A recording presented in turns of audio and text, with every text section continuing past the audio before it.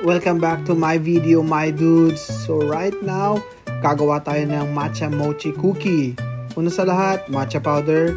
Ang kailangan, lagyan lang natin ng butter tsaka flour dyan. Yan lang natin ng konting asin dito. Haluin ng haluin hanggat maging kulay green na parang ganito. Ngayon, nilagyan namin ng white chocolate chips para sumarap lalo. Pagtapos, takpan lang natin siya. Lagyan natin sa ref for 15 minutes. Ngayon, gawin na natin yung mochi. Lagyan natin ng glutinous flour.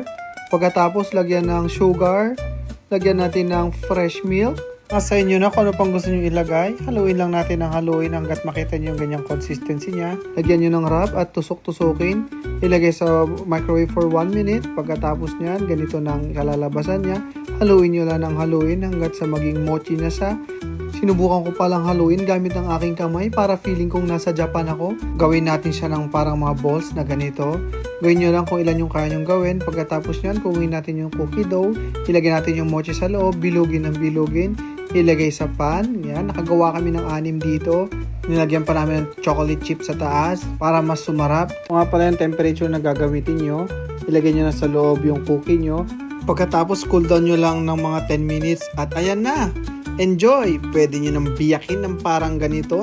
Napakasarap naman yan, buddy. Ayan na. Ano pang hinihintay nyo? Gawin nyo na din to.